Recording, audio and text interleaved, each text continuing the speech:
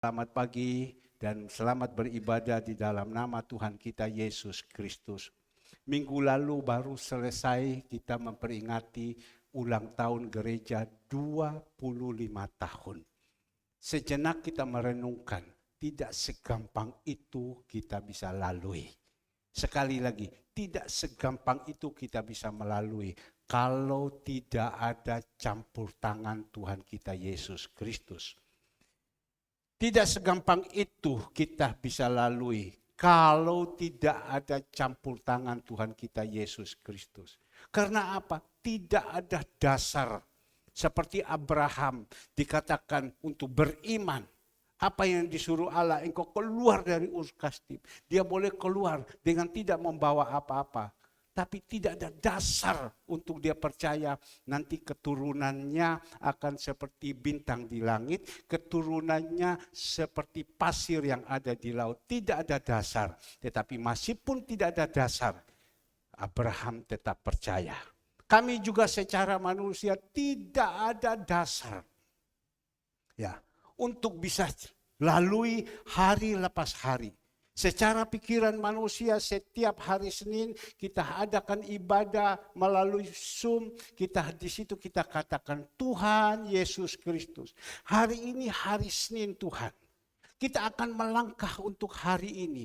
Hari ini hari Senin kita akan melangkah untuk selama 1 minggu. Tidak ada dasar Tuhan. Karena di depan itu ada begitu banyak kerikil-kerikil yang tajam. Di depan ada begitu banyak gunung-gunung yang harus kita naik. Bagaimana Tuhan? Artinya apa? Tidak ada dasar. Bagaimana kita bisa hidup dalam keadaan seperti ini? Tapi karena kita sertakan Tuhan dalam kehidupan kita, Yesus Kristus, kita lalui. Hari lepas hari kita lalui. Sampai hari ini. Ya. Nah, pagi hari ini, mari kita sama-sama mendengar kebenaran firman Tuhan. Saya hanya merenungkan, saya bersyukur kepada Tuhan.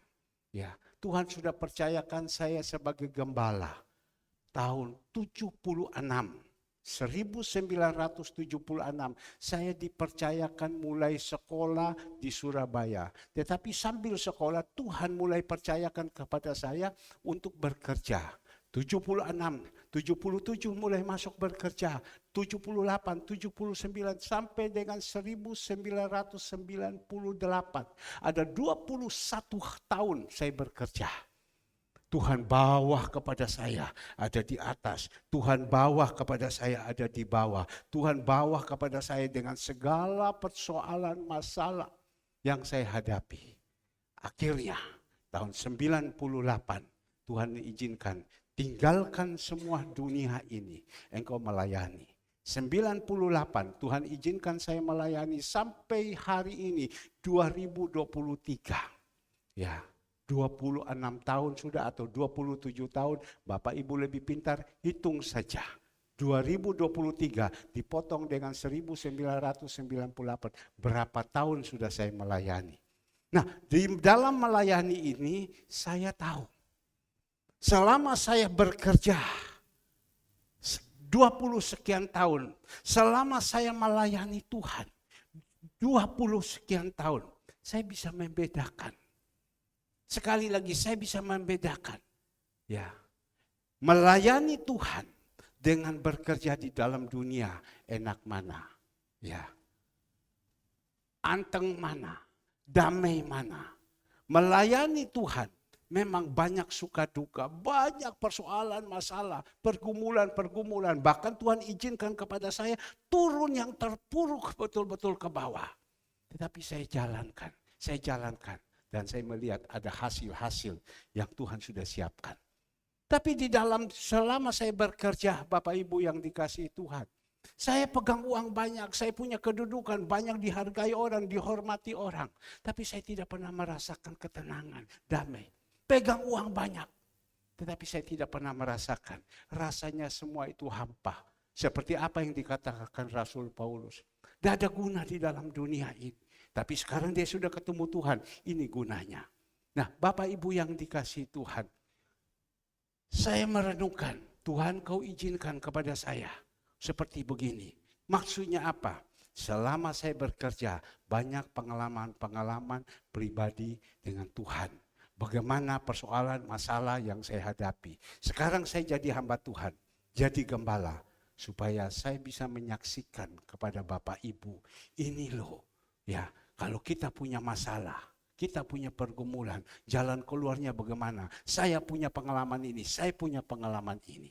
Dan saya bisa memberikan kekuatan kepada Bapak Ibu. Nah, pagi hari ini, mari kita merenungkan baik-baik pengalaman-pengalaman di dalam rohani dan juga di dalam jasmani. Saya berbicara tentang rohani. Ya, barusan ini beberapa waktu yang lalu, saya tiba-tiba waktu saya doa tengah malam, Tuhan ingatkan kepada saya, engkau besok pergi ke satu tempat ini. Oh ya, saya nurut. Dan pada waktu itu Tuhan izinkan saya pergi ke satu tempat itu, dan Tuhan izinkan kepada saya ada satu ponaannya. Saya lupa, saya tidak tahu namanya. Tetapi Roh Kudus itu sangat tahu, dia kasih tahu. Namanya si A. Oh namanya si A. Iya, baik. Saya sudah singkat cerita, besok saya telepon orang ini. Ada apa ya? Kok saya Tuhan suruh kepada saya untuk pergi ke sana? Ada apa ini? Saya telepon, saya bilang, izinkan saya sore-sore saya mau pergi ke tempat kamu. Karena saya tahu, orang kalau pagi kita datang, itu hari Senin, itu lagi pusing-pusingnya. Ya, lagi stres-stresnya. Tapi kalau kita datang sore, dia lagi santai-santai. Ya oke, baik, saya tunggu. Dia bilang. Oke, singkat cerita, jam 5 saya sudah siap-siap, saya datang ke sana. Pada waktu saya sampai ke sana, saya tanya Tuhan, Tuhan engkau suruh sama saya ke sini, ini untuk apa Tuhan? Ya, tapi pada waktu di situ singkat cerita, memang kerjanya besar. Ya, dia kakak beradik 2. Kerjanya besar, betul-betul besar. Dan pada waktu itu saya masuk ke situ, saya ngobrol dengan dia. Dia santai saja di situ, juga stres dan lain-lain. Dan pada waktu itu saya berbicara dengan dia. Saya berbicara pada dia. Dan pada waktu itu ada di sebelah, itu ponaannya, anak perempuan. Dan di situ saya lihat, saya langsung tanya kepada dia, kau yang namanya si A. Padahal saya belum tahu, kau yang namanya si A. Ya betul Su, dia bilang. Betul, oh ya. Saya bilang, saya tadi malam saya diingatkan Tuhan, nama kamu si A. Dia mulai bingung. Dan orang ini belum di dalam Tuhan, mereka agama-agama leluhur. Singkat cerita sudah ngobrol, saya mulai menginjil dan lain-lain, segala semua. Dan satu saat terakhir, teman saya ini DWA sama saya. Dia bilang begini, Pak Pendeta, mohon maaf, kalau bisa Pak Pendeta pulang sudah. Karena apa?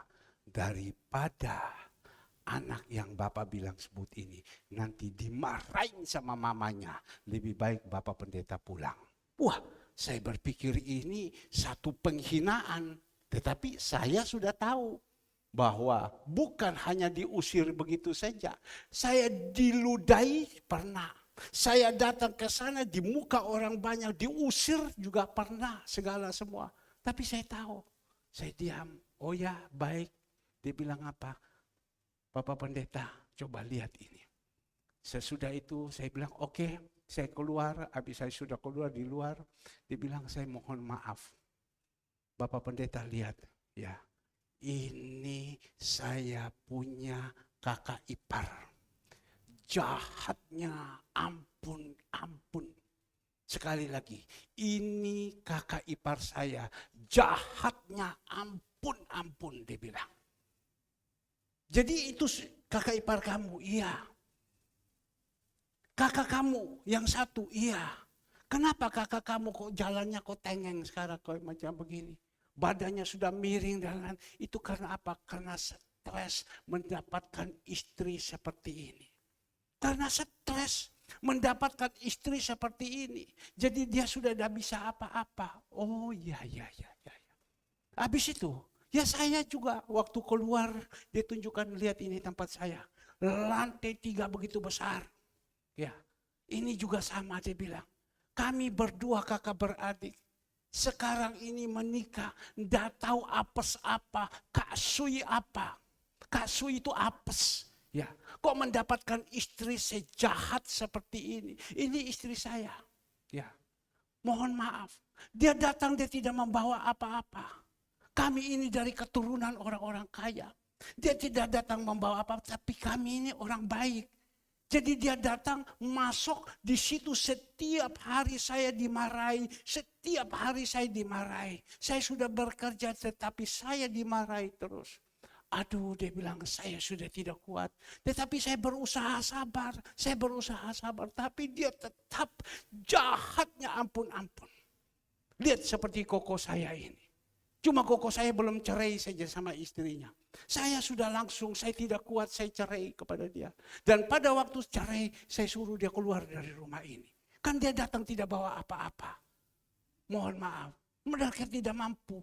Cuma datang begini, tapi seperti begini. Nah, saya belajar di situ. Sehingga waktu itu saya dibawakan, ini lihat, mana kamu tidur di mana? Dia bawa tunjukkan sama saya tidur di sini. Loh, kamu tidur di sini? Ruangan biasa saja begitu, tanpa apa-apa, ranjang kayu. Kalau pernah ingat Pak Yopi Pati punya ranjang tidur, seperti itu dengan ini. Padahal orangnya itu uangnya puluhan miliar atau ratusan miliar. Saya tidur seperti macam begini Bapak Pendeta. Jadi kayak gini, iya. Kamu tidur dengan siapa? Saya tidur dengan mama saya punya adik. Ini singkat cerita kami berbicara dan saya doakan dia. Saya pulang.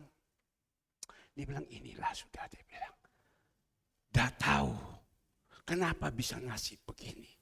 Kami kakak beradik berdua mendapatkan istri seperti ini. Ya, jahatnya ampun-ampun. Sehingga saya punya ponaan. Coba lihat ini.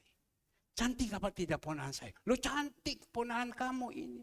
Iya dia bilang. Sampai putus asa. Karena apa? Menemukan mama seperti ini. Ya. Ini Pak anak saya lagi. Waktu itu turun. Anaknya turun naik mobil wuling baru. Ini juga dia bilang.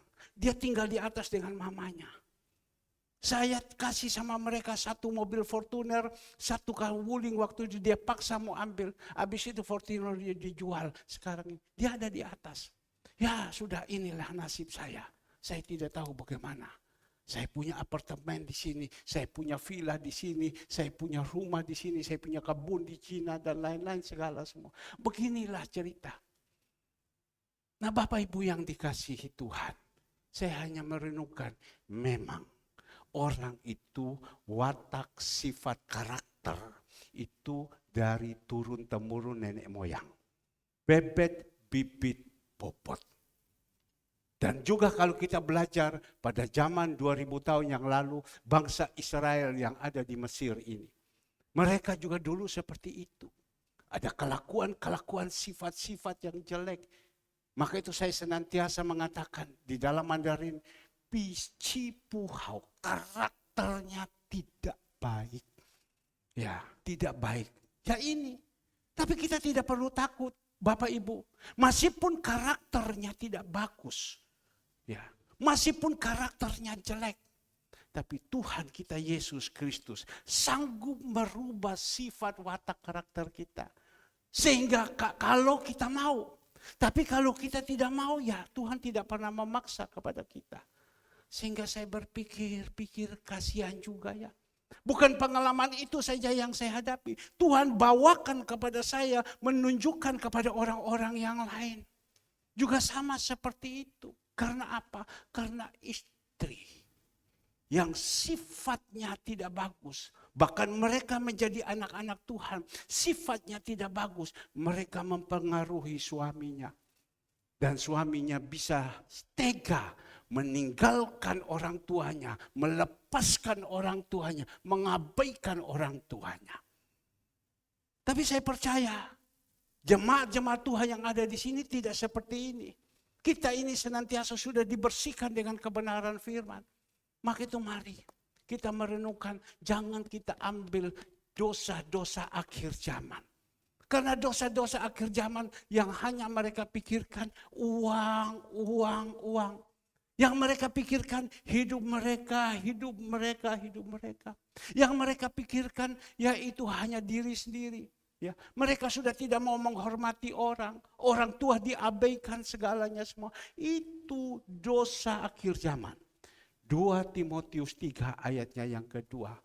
Itu seperti itu. Mereka jauh daripada Tuhan. Tapi kita bersyukur. Meskipun kita yang ada di sini.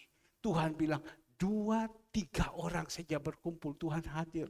Ini lebih dari 2-3 orang. Tidak apa-apa. Jangan melihat penuh-penuhnya. Yang penting Tuhan kita Yesus Kristus berkenan kepada kita. Saya hanya berdoa. Kalau kita mengikuti Tuhan, tetapi ininya masih tidak bagus, pikirannya belum tidak bagus, kita belum mengikuti Tuhan. Tetapi kalau kita mengikuti Tuhan, sudah lahir baru, ini dirubah, ini dirubah. Seperti tadi kita melihat film ini. Masa ada di awan-awan ada rumah Tuhan. Menandakan bahwa Tuhan sudah mau datang. Sudah tidak lama lagi. Maka itu mari kita datang kepada Tuhan. Kita datang, kita cari kepada Dia. Pagi hari ini, saya ajak kepada Bapak Ibu membukakan kebenaran firman.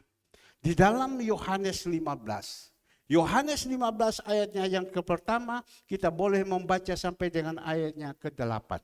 Yohanes 15 ayatnya yang pertama, ya sampai dengan ayat ke-8. Saya hanya berdoa, Tuhan tolong kau titipkan kebenaran firman Tuhan ini di mulut saya.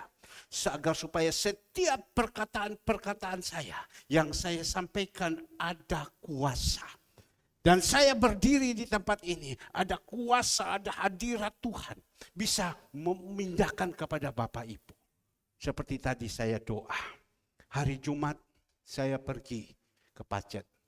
Waktu saya mau masuk di pintu itu, saya ditahan. Padahal di situ saya membawakan 6 orang. Kalau 6 orang, 1 orang 25.000, saya ditahan di situ, saya disuruh bayar, juga repot. Banyak uang juga keluarkan, tapi tidak apa-apa, kita mau harus bayar, tidak apa-apa. Tapi Bapak Ibu yang dikasihi Tuhan, saya masuk ke situ pintu, saya buka pintu, dia lihat sama saya, oh Pak Herman, langsung duduk kembali. Saya juga berdoa, supaya Bapak Ibu ini bisa mendapatkan seperti ini. Waktu saya masuk pintu di situ, dia datang buka kaca, dia lihat sama saya. Oh Pak Herman, langsung kembali dia duduk. Sini. Saya kasih sama kamu kue, saya kasih kamu roti dan lain-lain. Tidak usah Pak. Silakan Pak. Sehingga yang mengikuti saya, orang-orang ini, loh Pak Herman, kok punya kuasa? Kok orang ini kok semua sama kamu, kok takut, semua kok takut. Tapi saya percaya, karena apa? Karena ada Tuhan dalam hidup kita. Saya tidak minta diri saya saja seperti itu. Saya minta juga jemaat-jemaat Tuhan seperti ini. Tentukan senang. Kalau saya sudah masuk di pasar Bapak Ibu, langsung saya pulang itu, langsung sudah disiapkan jeruk. Dikasihkan, Pak bawaan ini jeruk Pak. Pak bawaan ini. Nah kembali lagi. Kita dengar firman. Di dalam Yohanes 15 ayat pertama. Pokok anggur yang benar. Akulah pokok anggur yang benar dan Bapakkulah yang pengusahanya. Setiap ranting padaku yang tidak berbuah dipotongnya dan setiap ranting yang berbuah dibersihkannya supaya ia lebih banyak berbuah. Kamu memang sudah dibersihkan karena firman yang telah dikatakan kepadamu. Tinggallah di dalam aku dan aku di dalam kamu, sama seperti ranting yang tidak dapat berbuah dari dirinya sendiri kalau ia tidak tinggal pada pokok anggurnya. Demikian kamu tidak berbuah jikalau kamu tidak tinggal di dalam aku. Akulah pokok anggur dan kamulah ranting-rantingnya. Barang siapa tinggal di dalam aku dan aku di dalam dia, ia berbuah banyak. Sebab di luar aku kamu tidak dapat berbuah apa-apa. Barang siapa tidak tinggal di dalam aku, ia dibuang keluar seperti ranting dan menjadi kering. Kemudian dikumpulkan orang, dicampakkanlah ke dalam api, lalu dibakar. Jikalau kamu tinggal di dalam aku dan firmanku tinggal di dalam kamu, minta apa saja yang kamu kehendaki, kamu akan menerimanya. Dalam hal ini Bapakku dipermuliakan, yaitu jika kamu berbuah banyak, dengan demikian kamu adalah murid-muridnya. Nah, Bapak Ibu yang dikasihi Tuhan, satu kebenaran firman Tuhan yang Tuhan taruhkan di dalam hati saya untuk menyampaikan kepada jemaat ini. Kita sudah mendengar tadi kesaksian-kesaksian ini. Tentu ada dengan kesaksian-kesaksian ini kita senang. Saya juga kepingin Pak seperti ini Pak. Saya kepingin juga bisa dipakai sama Tuhan. Saya kepingin Pak sekali kelak waktu saya pulang saya ada tempat di surga. Walau-walau kita tidak tahu kita ada tempat apa tidak. Tetapi yang sekarang kita berbicara, kita pegang firman Tuhan. Tuhan katakan engkau diberkati di dunia ini dan juga di akhirat. Itu yang kita minta. Kalau sampai di dalam dunia ini kita juga tidak diberkati, akhirat kita diberkati, tidak apa-apa, itu lebih bagus. Tapi indahnya kalau kita diberkati di dalam dunia dan juga di akhirat. Kalau apa? Engkau mau sungguh-sungguh beribadah kepada Tuhan. Pasti ini Bapak Ibu. Ya. Tapi biar pagi hari ini, supaya kita bisa menerima janji-janji Tuhan. Diberkati di dalam dunia dan diberkati juga di akhirat. Tuhan minta kepada kita tadi di dalam ayatnya yang satu.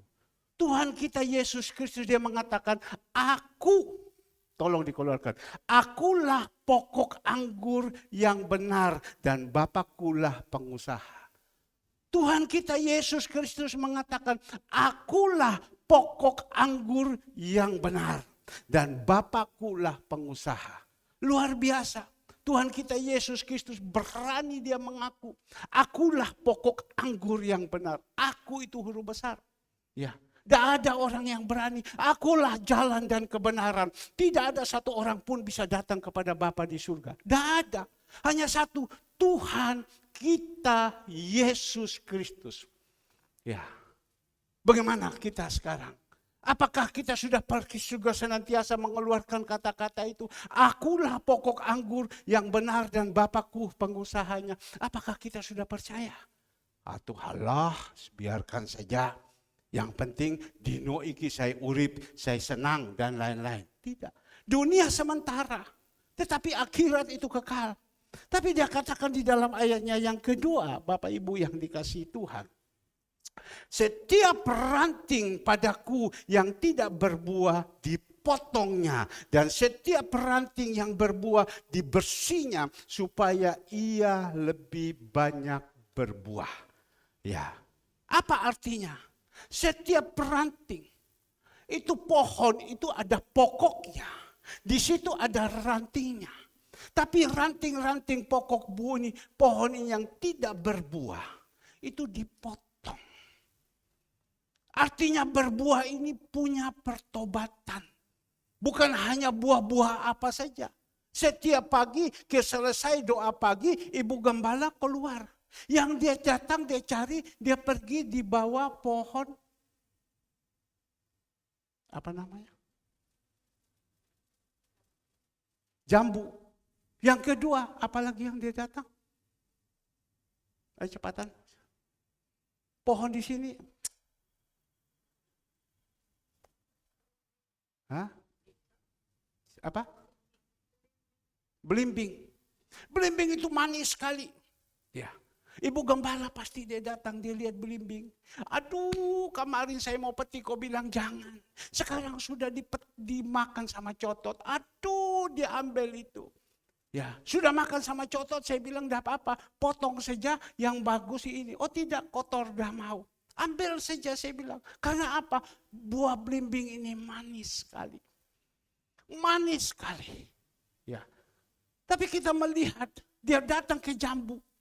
Jambu ini di situ mengeluarkan buah. Dan di dalam buah itu banyak sekali ulat-ulatnya. Sehingga tidak bisa makan.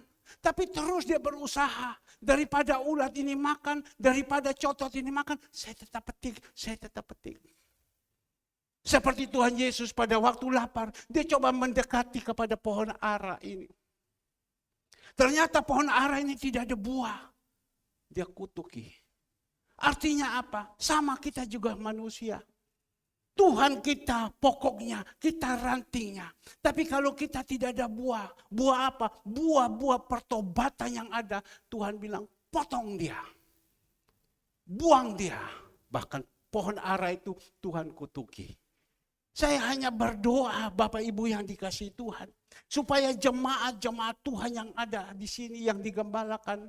Ayolah kita harus berbuah. 30, 60 sampai 100 kali lipat. Kalau kita tidak berbuah percuma. Tidak ada gunanya. Tidak ada fungsinya. Sehingga apa yang dia katakan. Ya, pokok dan ranting. Tapi ranting itu tidak mengeluarkan buah. Dipotong. Tuhan minta kepada kita. Supaya kita jadi anak-anak Tuhan. Minta kepada Tuhan kasih karunia. Tuhan izinkan. Supaya ada buah. Ada buah-buah yang ada. Buah-buah apa? Buah-buah pertobatan. Ya. Buah-buah pertobatan. Itu yang paling penting. Kalau kita ada buah-buah pertobatan. Seperti apa yang dikatakan di dalam Galatia 5 ayat 22. Kita melihat buah pertobatan. Galatia 5 ayat 22. Buah pertobatan ialah pasti punya kasih. Pasti punya sukacita. Pasti punya damai sejahtera. Pasti punya kesabaran. Pasti punya kemurahan. Pasti punya kebaikan. Pasti punya kesetiaan. Dan lain-lain. Kalau kita ada buah pertobatan. Bagaimana dengan kita saat ini? Dalam mengiringi Tuhan sudah 25 tahun. Dalam mengiringi Tuhan mungkin lebih dari 25 tahun. Adakah buah pertobatan apa tidak? Kita lihat khotbah dari saudara Alex hari Minggu yang lalu. Ya, nyata. Pada waktu itu mereka melayani. Kalau bisa ada fotonya tolong dikeluarkan lagi. Ada buah-buah pertobatan. Mereka melayani. Tetapi kita melihat selama mereka melayani tidak ada buah pertobatan. Buah pertobatan sama sekali tidak ada. Orang kalau ada buah pertobatan pasti wajahnya ya berubah. Pasti wajahnya kita melihat selama melayani Tuhan, selama mengikuti Tuhan. Mereka dari kecil, sekali lagi, mereka dari kecil. Ya, mereka dari kecil kita melihat. Dari kecil sudah melayani Tuhan. Dari kecil sudah melayani Tuhan. Coba bayangkan dari kecil papanya sudah antar ke sekolah minggu. Ongkongnya sudah antar bawa ke gerejanya ongkong. Sudah bawa ini. Sampai kita melihat ini rantai ini. Jangan coba-coba ganggu dia. Ganggu rantai kalongnya kena. Ini kita melihat juga ini. Ini adiknya. Ini mereka melayani semua. Ya, kita melihat ini. Ini mereka melayani semua. Ya. Mereka melayani semua. Kita melihat ada perubahan. Tetapi kita melihat Bapak Ibu. Dalam mengiringi Tuhan. Ya. Dan Tuhan ada di dalam kita. Kita ada di dalam Tuhan. Tuhan izinkan berubah. Ada perubahan. Kita melihat ada perubahan. Apakah ini mereka pakai obat untuk supaya bisa mukanya diberikan cerah? Apakah mereka tarik dengan benang? Tidak. Karena hati yang gembira adalah obat.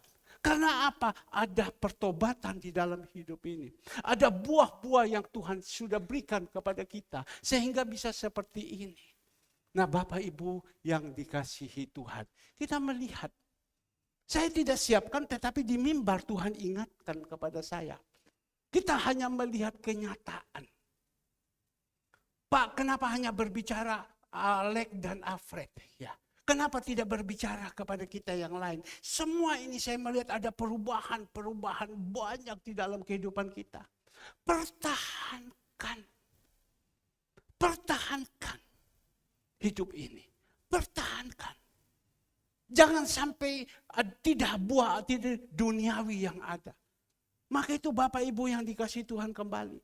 Di dalam firman Tuhan dia katakan, Ya, di situ kalau pokok dan ranting tidak melekat, pasti tidak ada buah. Tuhan bilang kalau tidak ada buah, pada waktu Tuhan melayani pagi-pagi, dia lapar, dia datang ke pohon ara. Dia datang ke pohon ara, tidak ada buah pertobatan di dalam situ. Hanya apa? Hanya daun saja yang banyak. Hanya kekayaan, daun itu menceritakan rimbun. Supaya bisa berteduh di bawah. Hanya pertobatan, hanya kekayaan, tetapi tidak ada pertobatan. Pada waktu ulang tahun gereja, saya jamu dulu teman saya, dia datang, dia datang di situ, sesudah itu dia makan dengan saya, dia bilang, Hong Ji, itu berarti dia sudah kenal lama dengan saya. Ini tempat kamu ini panas, dia bilang. Kalau siang ini panas, ayo tanam pohon ini, dia bilang. Pohon apa? Wes tak kirim nanti pohon. Untuk apa? Supaya rindang. Jadi kita bisa berteduh. Ya boleh. Bapak Ibu, orang ini dia janji dan besok pagi dia sudah kirim.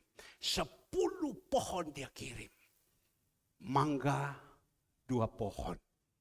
Pohon itu ada 3 dengan yang lain-lain, salju dan lain-lain semua. Memang orang ini kan penggemar. Dia punya kebun di Cina. Dia punya kebun ada di Tretes. Dia punya villa di situ banyak pohon-pohon. Dia bawa, dia antarkan. Ini rindang, dia bilang. Tapi tidak ada gunanya. Pada waktu kami setengah mati, kami sudah cabut. Ini pohon jambu yang tidak berbuah ini. Ya, kami cabut ini jeruk yang tidak berbuah ini. Ya, kita tanam itu. Karena dia katakan kepada saya, untuk apa engkau tanam ini pohon jeruk? Tidak ada gunanya. Dia bilang, dia datang, dia pegang daun. Loh ini kan jeruk, ini Cina punya. Ya, saya bilang, saya dikasih pohon ini dari saya punya ipar. Dia katakan pada waktu dia ke Cina, dia makan itu jeruk. Manis sekali, bibitnya pulang dia tanam. Dia tanam, dia tumbuh. Dia bilang sampai kucing keluar tanduk tidak akan buah. Tidak ada gunanya. Tajam ini tidak ada gunanya. Kau tanam sama dia percuma, tidak ada guna. Cabut saja dia bilang. Karena percuma, tidak ada buahnya, cabut saja. Ya, karena saya paham, dia banyak mengerti. Ya oke, besok dia kirim, kami cabut. Kami cabut itu. Pohon jambu jeruknya, 2 pohon. Dicabut sama si Agus. Waduh luar biasa. Akar-akarnya yang begitu banyak di situ dicabut, diangkat naik. Ya, dan ditanam pohon itu. Untuk apa? Rindang. Tapi tidak ada gunanya. Singkat cerita, kita sudah tanam 2 pohon. Ke situ masih ada 1 pohon. Saya panggil tukang pohon untuk datang, untuk tukang kebun. Dia bilang, Pak, ini dia bilang kan tidak ada gunanya, paling rindang saja. Tapi tidak ada buahnya, percuma Pak. Ya, tidak ada gunanya. Paling rindang saja dia bilang untuk supaya kita berteduh. Tapi tidak ada gunanya. Jadi maunya kamu bagaimana? Bagaimana kalau pohon ini saya pindahkan ke depan? Jadi dia pindahkan 2 pindah ke depan, yang ini saya tanamkan mangga Pak. Ini mangga luar biasa loh Pak. Saya jarang lihat mangga ini. Iya saya bilang, saya telepon teman saya. Dia bilang ini bibit dari sana. Dari nenek moyang leluhur di sana. Karena dia punya perkebunan mangga di sana juga. Ini mangga, saya tanam ini saja Pak. Jadi 2 pohon mangga ditanam ke belakang. Ya. Kenapa? Pohon yang pertama jeruk ini tidak ada buah. Tidak ada buah. Sampai kucing keluar tanduk tidak ada buah. Artinya apa? Kalau secara jasmani, oke, tidak ada gunanya. Secara rohani, buah pertobatannya tidak ada. Secara rohani. Kalau kita ikut Tuhan sekian lama, buah pertobatannya tidak ada. Tidak ada gunanya. Dipotong juga. Jadi hati-hati. Kalau kita mengiringi Tuhan, tidak ada buah pertobatan dalam kehidupan kita. Hati sudah jauh daripada Tuhan. Mau hubungan dengan Tuhan sudah malas. Mau beribadah juga sudah malas. Dihitung-hitung waktu masih terlalu cepat dan lain-lain. Itu hati-hati. Itu akan dipotong sama Tuhan. Ini bukan saya menakut-nakuti. Tapi saya percaya jemaat Tuhan di sini tidak ada. Itu hati-hati. Maka itu tadi saya putar ini video. Tuhan untuk apa kau taruh? Biar dia bilang, kamu putar saja. Mungkin terketuk hati kita ingat, iya ya Tuhan Yesus sudah naik ke situ. Tuhan Yesus menampakkan diri. Berarti suruh orang yang di Australia berjaga-jaga. Loh, berarti di Australia, ya Australia diputarkan video ini juga, datanglah ke surya kebenaran. Supaya kita juga berjaga-jaga. Karena kita tidak tahu kapan Tuhan datang. Kita harus berjaga-jaga. Apakah ada buah pertobatan dalam kehidupan kita atau tidak? Kalau tidak ada buah pertobatan, mari masih mumpung ada kesempatan. Kita berusaha datang mendekatkan diri kepada Tuhan. Supaya biar roh Tuhan ada kepada kita. Rubah pikiran hati kita. Dan kita mempunyai kerinduan. Saya barusan melayani di Bakti Luhur. Pada waktu kami melayani Bakti Luhur. Tiba-tiba datang kepala susternya. Wah, kepala susternya dia pakai bajunya, baju suster segala semua. Dengan salib yang besar, dia datang sambil jalan, itu kepala suster yang ada. Saya persis dengan Bapak FX ini, ya, adik daripada Pak Daniel di situ.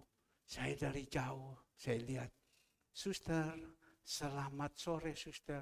Oh ya, selamat sore, dia jalan, dia namanya kepala suster. Saya langsung ngomong, suster ini pasti dari NTT. Waktu saya ngomong dari NTT, dia diam. Dia berhenti. Kok Bapak tahu? Ya pasti toh, saya bilang. Suster ini dari NTT. Ya, saya juga dari NTT. Saya, oh, tidak mungkin, dia bilang, tidak mungkin. Tidak mungkin, tidak percaya Bapak dari NTT. Mohon maaf, karena orang dari NTT itu, mohon maaf, biasanya hitam-hitam, biasanya rambut keriting. Ya. Orang Chinese juga kan banyak yang hitam-hitam. Hitam-hitam dan rambut keriting. Oh, tidak mungkin, tidak mungkin. Oh, suster bilang saya tidak mungkin. Iya, saya mulai sebut itu provinsi. Dari NTT, kabupaten-kabupaten yang ada. Dari kabupaten ini, kabupaten ini, kabupaten. Loh, kamu kok tahu? Loh, suster, dulu saya ini, orang sana, saya ada di Surabaya, saya jadi pengusaha kapal. Kapal saya sering dipakai sama keuskupan memuat barang-barang. Loh, tahu semua. Omong, Bapak saya dengar setiap Jumat memperhatikan orang-orang seperti ini. Upah Bapak di atas itu besar. Sudah dibicarakan di dalam keuskupan bahwa ada Bapak Pendeta Herman yang setiap Jumat datang memperhatikan orang-orang ini. Pak, di atas sudah menunggu Bapak. Di atas sudah menunggu Bapak. Saya percaya kalau tidak ada buah roh dalam kehidupan kita, tidak mau kita lakukan ini. Tidak mau. Jangan bilang lakukan, lihat pun juga tidak mau. Apa ini pekerjaan bodoh. Apalagi kita bekerja, apa mau yang mau, tidak mau. Tapi karena ada buah roh dalam kehidupan kita kita punya kerinduan untuk melakukan yang terbaik. Nah, Bapak Ibu yang dikasihi Tuhan. Maka itu Tuhan minta setiap ranting pada kuku itu huruf besar. Yang tidak berbuah dipotongnya. Dipotong. Bagaimana kehidupan kita dalam mengiringi Tuhan? Adakah buah pertobatan yang ada dalam hidup kita? Atau kita tidak? Kita merenungkan sejenak. Sore nanti akan ada makan dan minum tubuh dan darah Yesus. Ada perjamuan kudus. Sebelum kita makan, kita merenungkan. Dan saat ini kita melihat, kita lakukan ini. Apakah ada buah pertobatan? Kalau ada buah pertobatan dalam kehidupan kita, Tuhan menjanjikan di dunia ini dan di akhirat. Tuhan menjanjikan di dunia ini dan di akhirat. Dunia ini apa? Kita diberkati. Berkati pikiran hati kita, berkati kesehatan kita, berkati rumah tangga kita, berkati ekonomi kita. Dan Tuhan katakan, kalau engkau sudah di dalam aku di dalam engkau, minta apa saja Tuhan kasih. Nah Bapak Ibu yang dikasih Tuhan, indah loh. Kalau kita ini sudah terbuka mata hati kita, kita lakukan ini, itu indah. Tetapi kita belajar Bapak Ibu yang dikasih Tuhan. Tuhan tidak mau kita ini panas dingin. Mungkin saat ini kita mendengar, oh ya, saya mau. Tapi karena motivasinya, tujuannya di dalam dunia berkat. Itu percuma. Tapi kalau kita ini mendengar ini, kita sadar dan kita jalankan selama 25 tahun. Banyak tantangan yang kita hadapi. Tapi karena kita kuat, kita berdiri di atas Tuhan. Berdiri teguh di bawah, di batu karangnya Tuhan. Kita kuat. Kita bisa mengucap syukur menghadapi ini. Maka itu Bapak Ibu yang dikasih Tuhan. Jangan sampai kita ini dipotong. Kalau pokok dan ranting kalau sudah dipotong, percuma. Meyu jiaceng. Tidak ada harga Bapak Ibu. Saya mau foto. Kemarin jeruk itu dipotong. Habis itu dicabut akarnya. Pada waktu dipotong, sebelum dipotong, jeruknya daun itu hijau sekali. Hijau sekali daunnya. Tapi waktu sudah potong 1 hari, dia mulai layu sebelum berkembang. Sudah mulai kering. Besok kering, lusa kering. Itu pokok-pokoknya semua itu berduri cabang. Tidak ada gunanya. Buang di sini. Habis itu waktu jambu. Di situ dipotong kemarin. Dipotong. Habis dipotong Bapak Ibu. Pertama jambunya daunnya bagus. Tapi karena buahnya tidak bisa. Tumbuh jatuh terus. Potong saja tidak ada guna. Digantikan mangga. Nah Bapak Ibu yang dikasihi Tuhan. Habis dipotong. 1 hari saja dengan panasnya terik jambu itu sudah lusut. Tidak ada gunanya. Tadi pagi saya bilang kepada Agus, nanti jam 9 tukang sampah datang ambil ini barang. Kita bayar. Ya, tolong Gus, siapkan. Tidak ada guna ini barang. Kita buang sudah. Tapi saya ingat waktu saya turun Ibu Gembala bilang, itu di dapur itu banyak sampah loh. Sampah-sampah makanan yang bau-bau segalanya semua.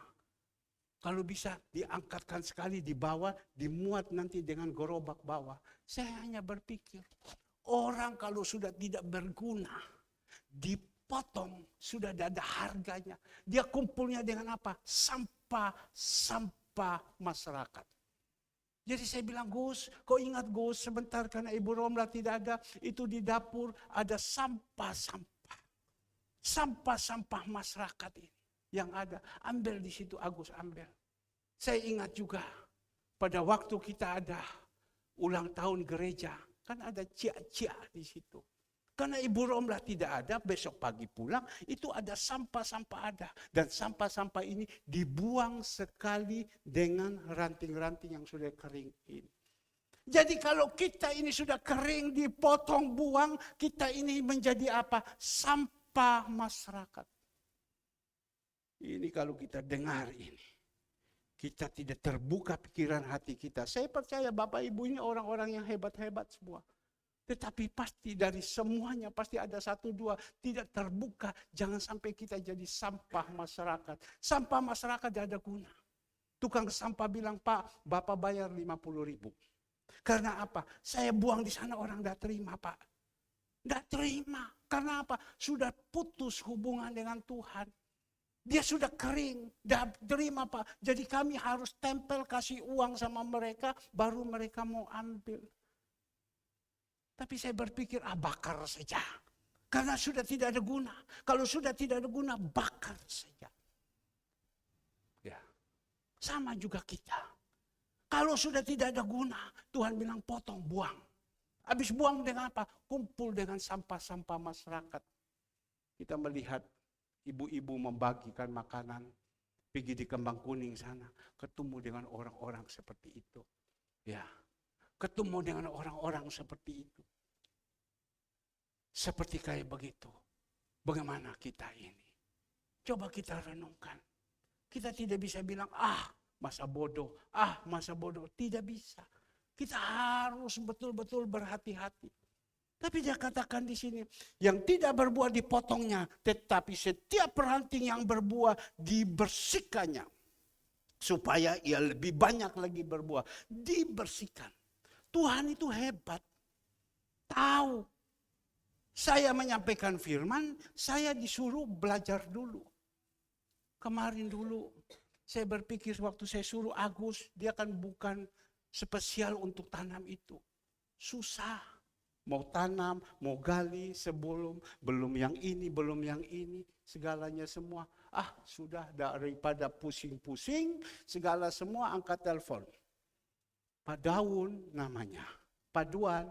Oh ya Pak, di mana? Saya ada di Kediri. Kapan kau bisa ada waktu? Oh ya, saya datang, dia datang kemarin. Sebentar dia kerja. Ya. Sebentar dia kerja. Dia mulai datang. Potong itu semua. Pak, ini tidak benar ini Pak. Ini harus dipotong semua. Ini sudah berbuah Pak. Kita kasihkan obat supaya apa? Tambah berbuah. Dipotong semua. Ya. Kita yang sudah berbuah terus dipotong. Supaya apa? Berbuah lebih banyak lagi. Berbuah lebih banyak lagi bukan untuk kita makan secara duniawi, itu buah untuk dimakan. Tetapi berbuah lebih banyak lagi, kehidupan kita, kerohanian kita berbuah lebih banyak lagi. Cara berpikirnya sudah lain. Seperti apa yang dikatakan Mazmur 73 ayatnya ke-17. Mazmur 73 ayatnya yang ke-17 kita melihat. Sampai aku masuk ke dalam tempat kudus Allah dan memperhatikan kesudahan mereka. Lanjut, ya. Sesungguhnya di tempat-tempat licin kau taruh mereka, kau jatuhkan mereka sehingga hancur. Ini menceritakan apa? Mazmur Asaf. Dia menuliskan di dalam Mazmur 73 mulai ayat 1 sampai seterusnya. Dia bilang enak ya ini orang dunia. Ya, enak, bangun pagi dah ada masalah, semua enak-enak, gemuk-gemuk, mereka sombong-sombong. Ya, enak saja. Toh kita orang dunia ini, kita anak Tuhan, susah payah bangun pagi harus ambil doa pagi. Bangun pagi harus datang mencari Tuhan. Kalau bisa tengah malam tidak tidur sampai pagi berdoa. Kok enak ya? Orang dunia ini, kita harus tidur, harus dibanguni lagi. Bangun, ayo ikut doa pagi. Aduh, tapi badan lagi sakit. Tapi kita melihat Mazmur Asaf pada waktu rohaninya tumbuh, baru dia tahu. Oh, orang dunia ini kelihatan enak. Dia katakan di dalam ayat 17, coba kita lihat.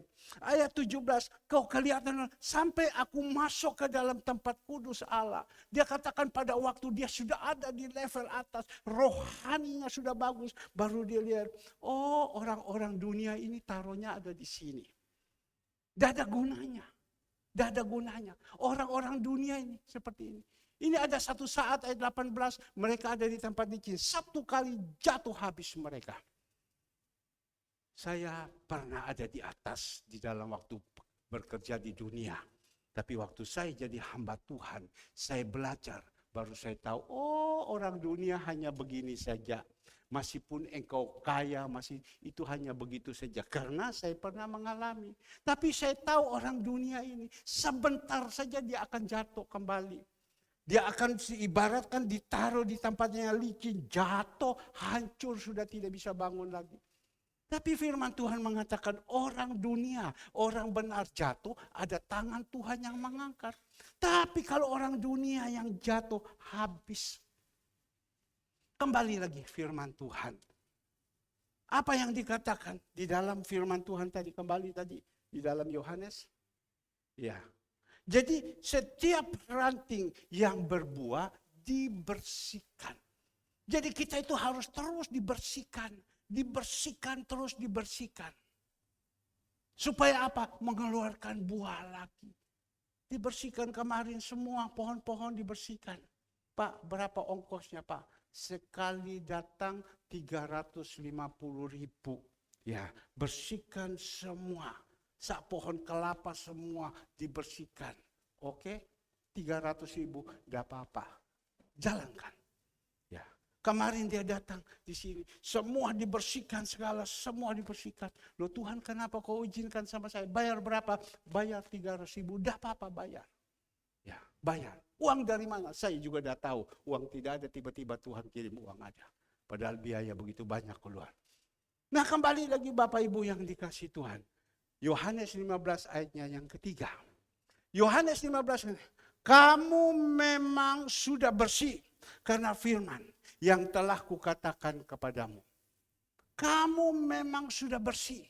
Bapak Ibu, kalau saat ini Bapak Ibu mendengar firman Tuhan ini, Bapak Ibu mau mendengar, kamu memang sudah bersih. Artinya yang kotor-kotor itu sudah dibersihkan semua dengan apa? Firman Tuhan. Ibrani 4 ayatnya yang ke-12. Kita tahu, kita baca dulu Yohanes 1 ayatnya yang ketiga. Yohanes 1 ayat yang pertama. Yohanes 1 ayat yang pertama. Pada mula adalah firman. Firman itu bersama-sama dengan Allah. Dan firman itu adalah Allah. Yang kita dengar pagi hari ini firman Tuhan. Itu adalah Tuhan sendiri yang berbicara. Dan di dalam Ibrani 4 ayat 12. Dan kita melihat 4 ayat ke-12 Ibrani. Sebab firman Allah itu hidup, kuat, dan lebih tajam daripada pedang bermata dua. Manapun ia menusuk amat dalam sampai memisahkan jiwa dan roh. Sendi-sendi dan sum-sum yang sanggup membedakan pertimbangan dan pikiran hati kita.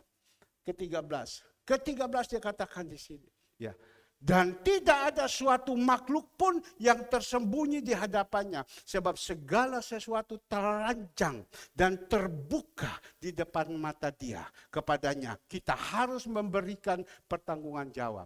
Jadi firman ini punya kuasa.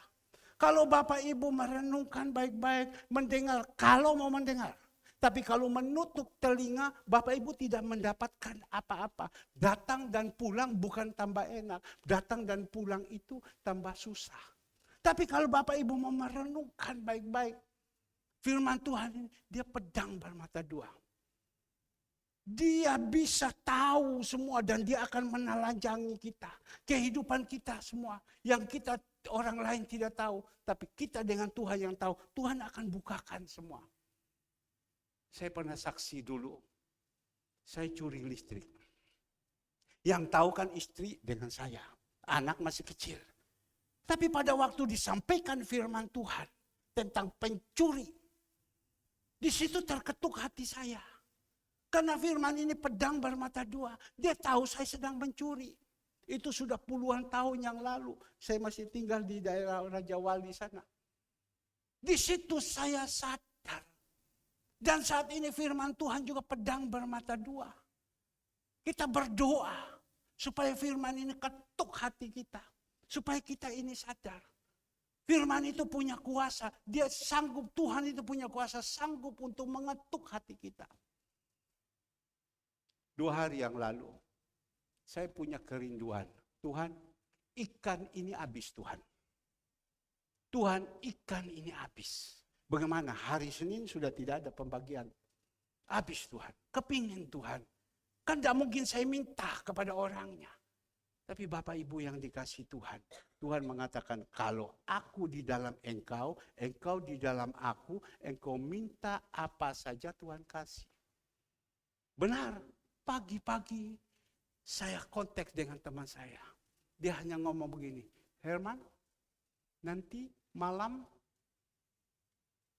ikan datang ya. Herman, nanti malam ikan datang. Wah, saya bilang, saya langsung, dia pakai suara, saya langsung angkat telepon. Yesus ini. Artinya apa? Tuhan itu sayang engkau. Wes mau niciang layang. Kenapa engkau katakan begitu? Saya baru punya kerinduan. Kepingin supaya ikan ini ada karena di situ mereka makan katanya bagus. Untuk Pak I sudah tidak ada lagi ikan. Jadi saya mau minta sama ini kan tidak enak. Oh iya. Oke Pak Herman. Oke. Sekarang Sencai Wocai Singapura. Saya sekarang ada di Singapura. Loh, ngapain kamu sakit ya di Singapura? Tidak, dia bilang. Saya pergi ini datang membesuk saya punya saudara.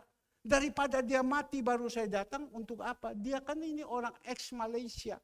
Saudaranya ada di Singapura, daripada dia mati, saya datang tidak ada guna. Sekarang dia masih hidup, saya datang kepada dia. Saya ketemu, kita kongko-kongko, ajak cia-ciaan dan lain-lain segalanya. Namanya Siong Ti, maksudnya namanya Kakadi. Oh ya, baik, dia bilang, baik.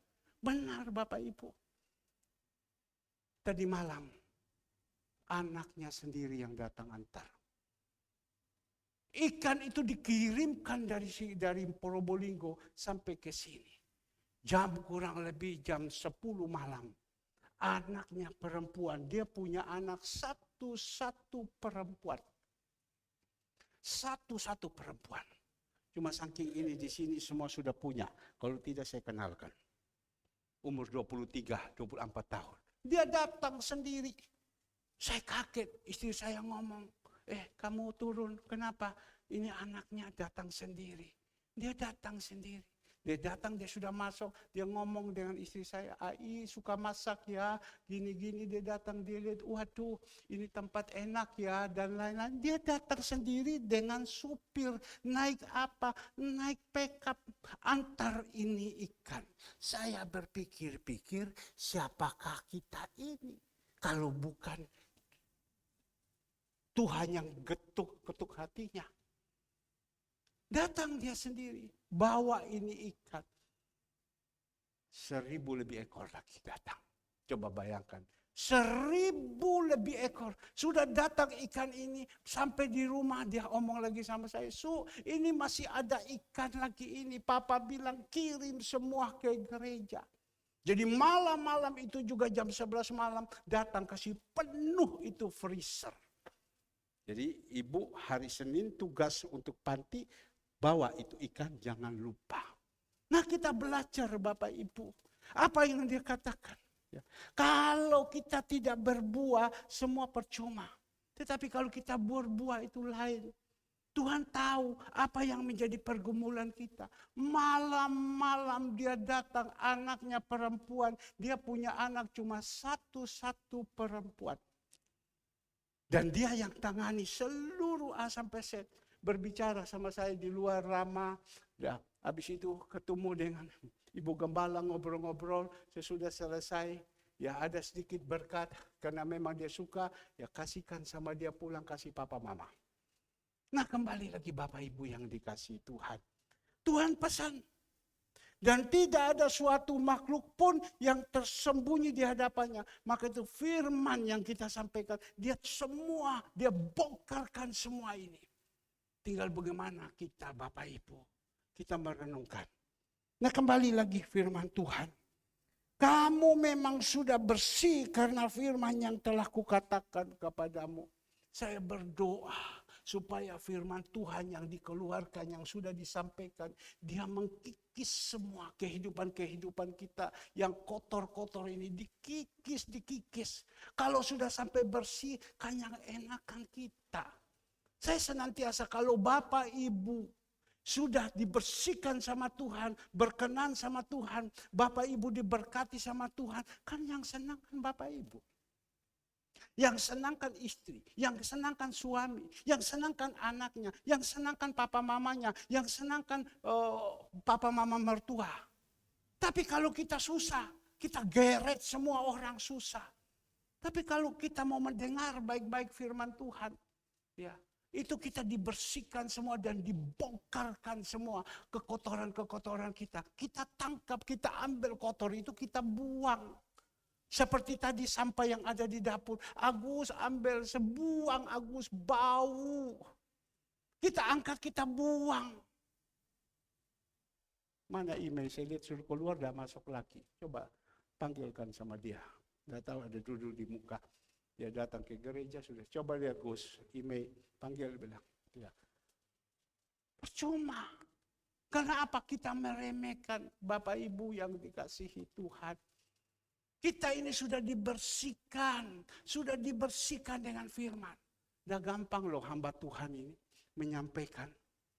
Ya, baik kalau hamba Tuhan menyampaikan kepada Bapak Ibu sebentar dibayar, wah satu kali bicara 3 juta, 4 juta, ini kita tidak dibayar. Ya kita lakukan kembali yang baik. Ini upah yang besar. Maka itu dikatakan, kamu memang sudah bersih. Saya imani. Kita memang ini sudah dibersih dengan kebenaran firman. Lanjut kita melihat ayatnya yang keempat. Yohanes 15:4. Tinggallah di dalam aku dan aku di dalam kamu. Ya, Tuhan pesan kepada kita, tinggallah di dalam aku. Ayo, jangan kita jauh daripada Tuhan. Tinggallah di dalam aku. Saya sebagai gembala yang Tuhan percayakan, saya rindu. Ya, selama 25 tahun janji-janji Tuhan yang saya melihat ada itu indah. Dikatakan tinggallah, ya mari masuk dulu ya ibadah. Ya, haleluya, nanti HP kita main. Tinggallah dulu di dalam aku. Tinggallah dulu di dalam aku. Tuhan bilang tinggal dalam aku. Maksudnya apa? Waktu ada dengar firman Tuhan, kita dengar. Ini HP-nya gampang. Yang mau kontek-kontek gampang. Yang penting sekarang tidak lama kok. Ya, sebentar saya tinggallah di dalam aku. Tuhan bilang, aku di dalam kamu sama seperti ranting tidak dapat berbuah dari dirinya sendiri. Jadi kalau pokok dan ranting tidak melekat, dia tidak bisa mengeluarkan buah. Jadi Tuhan pesankan kepada kita, ayo jangan kita putus daripada rantingnya. Tinggallah di dalam aku. Tinggal di dalam aku. Artinya pokok dan ranting itu tidak boleh terlepas. Ya. Dan dapat berbuah dari sendiri. Kalau ia tidak tinggal pada pokok anggur, demikian juga kamu tidak berbuah jika kamu tidak tinggal di dalam aku. Tidak ada orang bisa bertobat. Tidak ada orang bisa mengeluarkan buah-buah yang manis kalau tidak ada Yesus dalam hidup kita. Sekali lagi, tidak ada buah-buah yang manis kalau tidak ada Yesus dalam hidup kita. Tapi kalau ada Yesus dalam hidup kita, kita bisa menunjukkan buah-buah yang manis. Seperti tadi kita melihat, kita berikan orang-orang, memperhatikan orang-orang. Itu udah gampang loh. Kalau kita tidak melekat sama Tuhan, dah mau. Ini orang bodoh. Ya, orang bodoh. Ngapain kamu lakukan ini? Hari ini kau jalan situ, habis itu kau ini, habis ini kau ini. Itu karena dia berpikir. Tapi ini ada, Bapak Ibu. Tuhan bilang, kalau kau tinggal di dalam aku di dalam engkau. Engkau tidak bisa berbuat apa-apa kalau Tuhan tidak campur tangan. Tapi kalau Tuhan campur tangan sama kehidupan kita, lain. Coba Bapak Ibu, dasar mana? Tidak usah ngomong Bapak Ibu kami dulu. Dasar mana kami bisa hidup? Saya sudah full time. Saya tidak melayani kemana-mana. Saya hanya melayani di gereja kepada Bapak Ibu. Dan apalagi sekarang kita melihat semua persembahan-persembahan kita berikan kepada siapa? Kepada dapur-dapur yang bekerja ini. Semua bapak-bapak, ibu-ibu punya perpuluhan-perpuluhan, semua kita berikan. Jadi kami ini dapat apa? Tuhan bilang, makan kita dari mana? Hamba Tuhan full time. Tetapi Tuhan punya banyak cara. Tuhan bisa lakukan ini, Tuhan bisa lakukan ini, Tuhan bisa lakukan ini. Tuhan bisa kirim dengan segala macam cara. Saya berpikir-pikir, iya ya. Pada waktu tidur saja Tuhan buat. Kita tidak perlu susah payah. Saya akan tunjukkan kepada Bapak Ibu. Lihat kita punya pelayanan. Semua dana-dana itu dicukupi sama Tuhan. Dalam aksi peduli, paling 400-500 ribu ya kumpul. Itu bukan uang wungkul yang dikasih. Itu sudah hari Senin mereka sudah tabur, sudah masuk. Hari Selasa mereka sudah tabur, hari Rabu sudah tabur, kami sudah tabur. Kali hari Sabtu itu tinggal satu-satu saja yang ada. Yang lain uang itu sudah kelihatan, tidak ada lagi. Tapi kita melihat Bapak Ibu yang dikasih Tuhan masih bisa hidup. Masih bisa hidup. Dari mana Bapak Ibu? Ini dari Tuhan.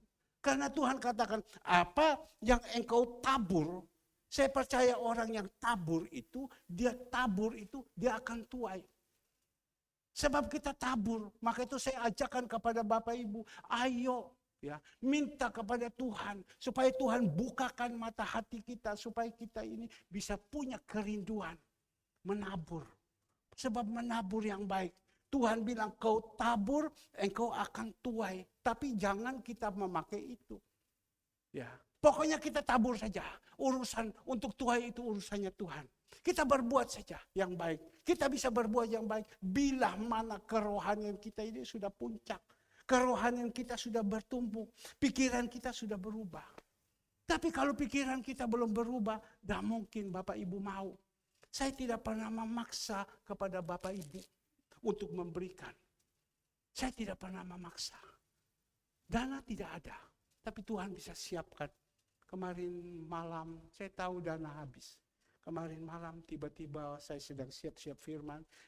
Teman saya dari satu tempat dia katakan, aduh Pak Herman kirim terus ya, kirim terus. Pak Herman tolong minta nomor rekening. Ya, minta nomor rekening. Mana ada Bapak Ibu, tolong minta nomor rekening. Ya saya doakan saja, oh ini nomor rekening. Saya kasih. Aksi peduli, saya tidak hafal nomor rekeningnya gereja. Saya tidak hafal, saya cuma ambil dari aksi peduli yang dikirim dan di situ. Oh ini Pak, jadi Bapak dorang setiap Sabtu ada ini yang kirimkan macam gini. Jadi Bapak Ibu lihat kemarin jam 7, yang kirim siapa, ini saja. Tapi bisa Pak, saya melihat selama hampir 2 tahun Bapak jalankan bisa dengan seperti ini. Bisa. Bisa saya bilang. Malah berkelebihan. Tuhan hebat ya. Aduh, saya berpikir ini, saya omong sama istri saya, ini Pak Herman setiap hari coba lihat. Aksi terus kirim. Bisa ya, dari mana? Berapa anggaran? Dari malam saya berbicara sama suster. Suster, saya bilang, bagaimana? Karena kemarin waktu kita melayani di Bakti Luhur, bagaimana suster? Aduh, dia bilang kita pulang 8:30. Tetapi saya melihat luar biasa Pak, berkat yang dibawahkan untuk orang-orang anak-anak yang cacat ini.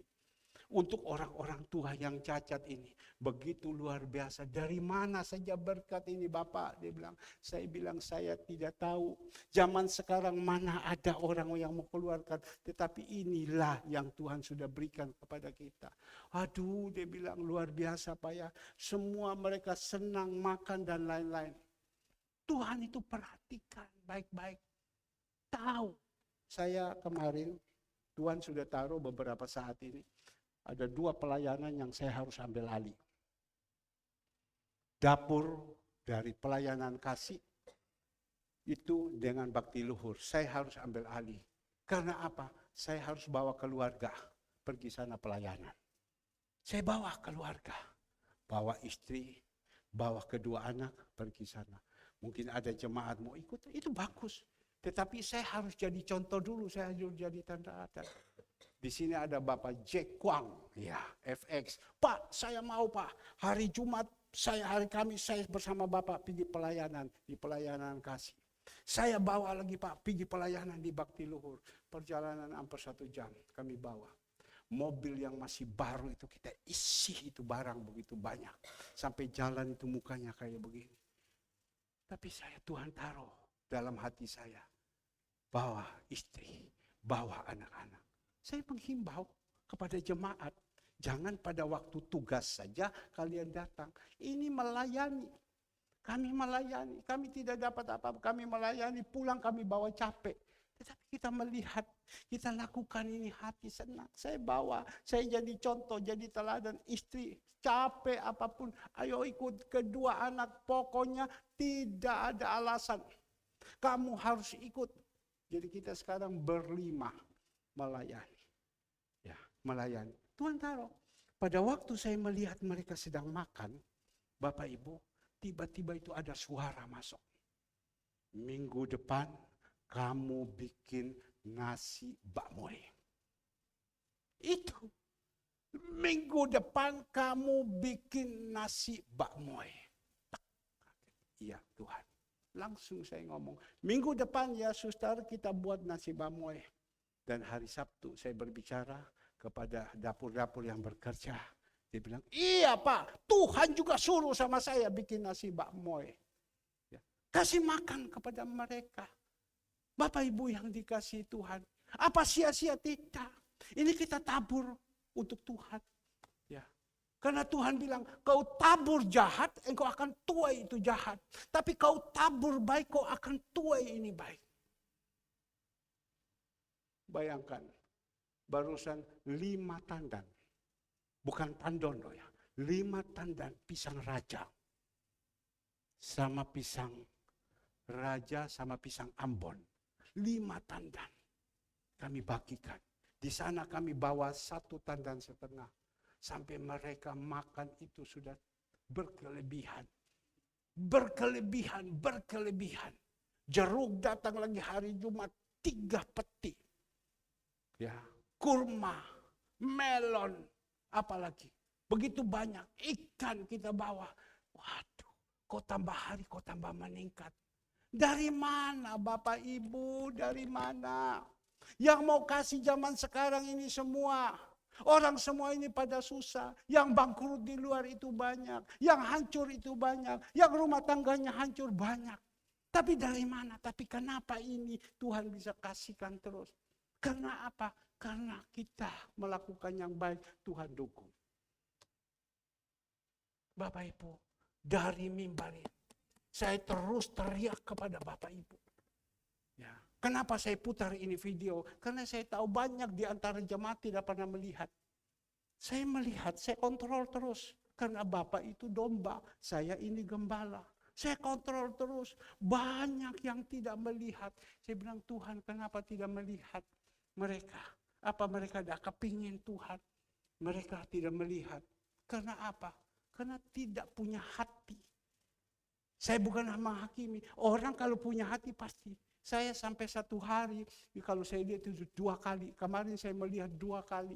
Yang saya melihat lagi bakti luhur terus. Dan minggu depan kami dipercayakan lagi. Ada 1 yang lebih indah lagi. Apa? Dari sekolah Alkitab STI. Mereka punya rencana di pelajaran untuk memberikan di pelayanan di panti asuhan. Tetapi dana untuk berikan makan kan tidak ada, namanya sekolah.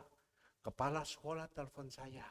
Pak, saya dengar Bapak ini sering kasih makan. Kami mau pelayanan ke sana.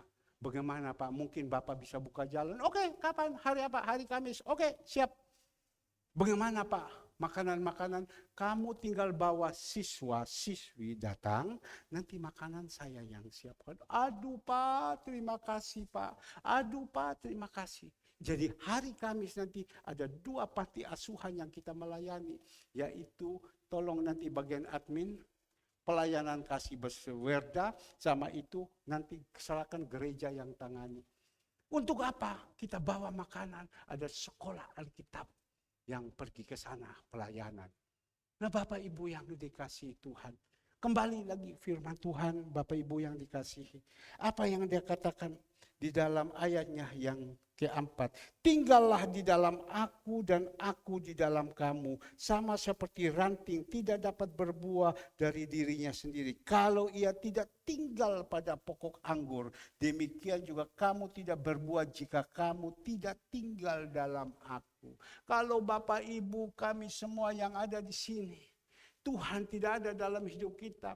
Tuhan Bapak Ibu taruhkan ke belakang. Nomor wahid ke belakang, taruh ke belakang. Bapak Ibu tidak akan melihat kemuliaan demi kemuliaan dalam hidup ini. Percaya, karena ini adalah kebenaran. Tapi kalau Bapak Ibu taruh Yesus, sungguh-sungguh mencari Dia, Bapak Ibu akan melihat kemuliaan demi kemuliaan.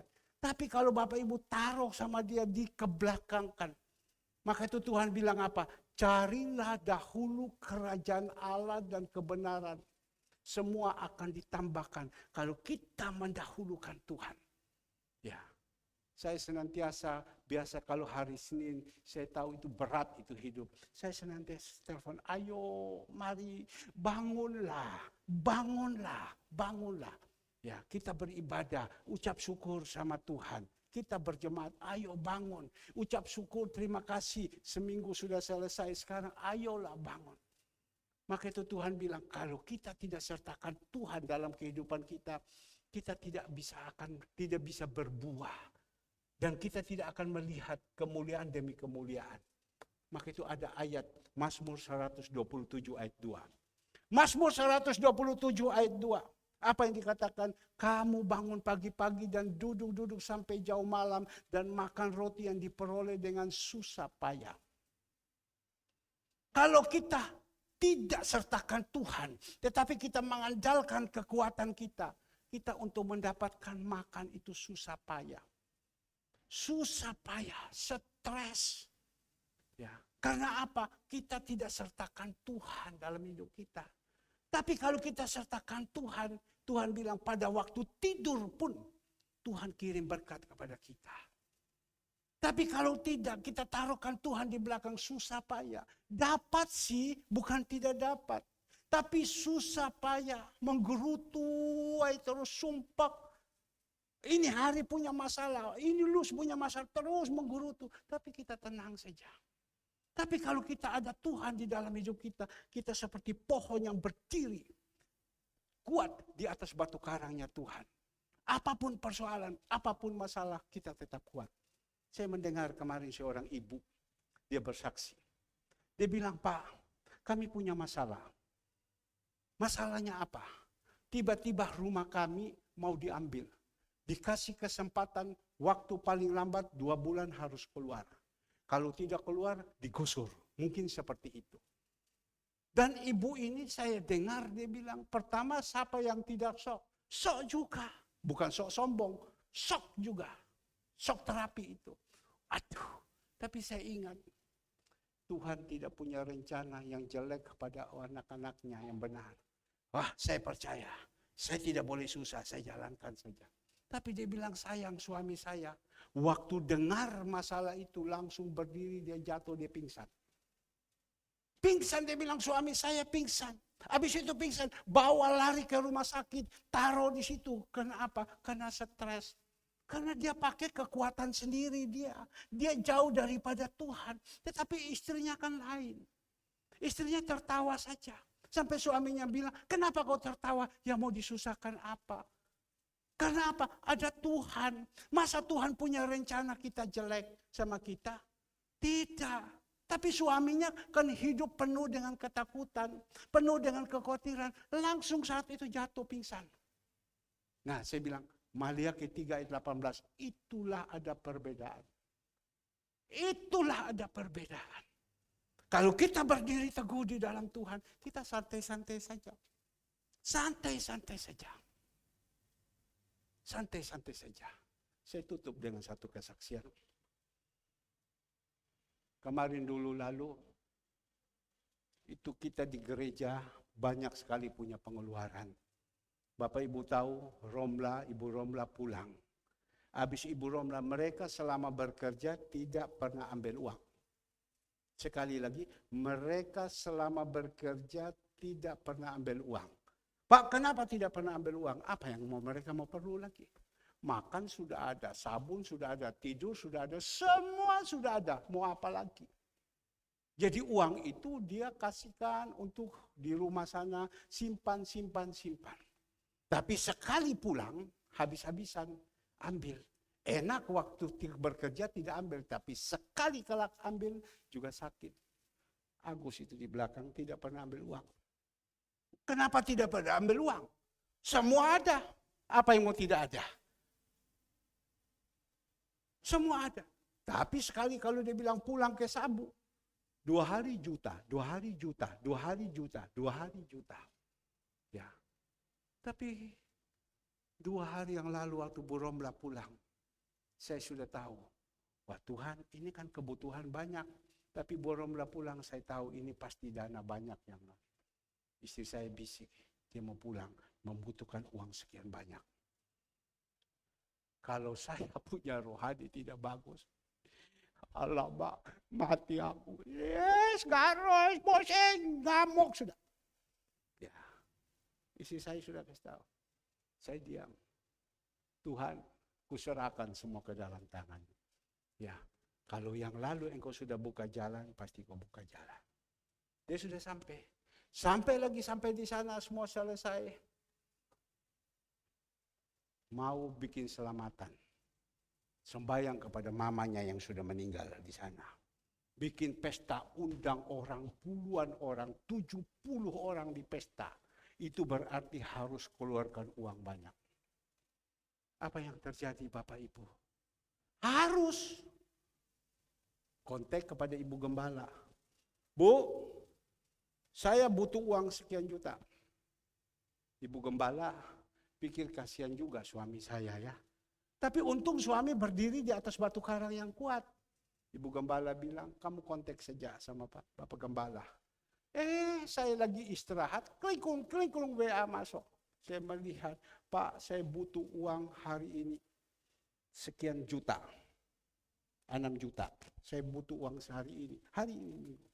Sekian juta, Pak. Gini-gini. Tolong dikirim ke rekening ini. Dengar kayak begini. Kalau kita punya uang di bank ada puluhan miliar atau ratusan juta, tidak apa-apa. Betul toh Cicu ya? Kalau hanya 50.000 saja yang ada, kita mau buat apa? Oh ya Bu, baik. Tolong ya, saya butuh. Karena kami ada bikin selamatan. Potong ini, sekian kampung semua, gini-gini. Oke, besok ya, siang-siang sedikit ya. Gitu loh. Baik, saya tenang. Habis itu omongan apa lagi? Pak, nanti hari Senin Bapak kirim sekian lagi Pak ya. Satu belum selesai, Senin lagi datang lagi. Senin Pak, tolong dikirim sekian juta lagi gini. Iya. Habis itu selesai, datanglah Ibu Gembala datang. Agus bilang suruh kirim lagi ke Agus punya rekening. Datang Agus mau menikah lagi, saya dah tahu. Suruh lagi kirim ke Agus punya rekening jumlah lagi sekian. Secara manusia, kalau rohani saya ini tidak kuat, hubungan saya dengan Tuhan tidak ada, etan saya. Ya, etan saya. Tetapi Bapak Ibu, saya tenang. Saya masih bisa seperti Daud. Meskipun saya susah. Daud susah. Dia masih lari ke Gua Adulam. Dia ketemu 450 orang yang punya masalah. Ya, yang barisan sakit hati, utang piutang, dia masih berikan kekuatan. Saya juga menghadapi masalah-masalah ini, saya masih bisa berikan kekuatan kepada Bapak Ibu. Sebenarnya kan pakaian-pakaian yang baru-baru itu kan saya berpikirkan, ayo angka jual aja kan. Betul enggak? Angka jual saja itu pakaian-pakaian. Kan yang berikan kepada saya, tapi saya bilang tidak. Kasihkan kepada jemaat. Maka itu sore nanti jemaat datang selesai perjamuan kudus, rencana ini perjamuan kudus, monggo datang di sini. Ini baru-baru semua. Yang ada ambil, bawa pulang. Ya, tetapi ingat motivasi, jangan berpikir saya datang mau dapat baju.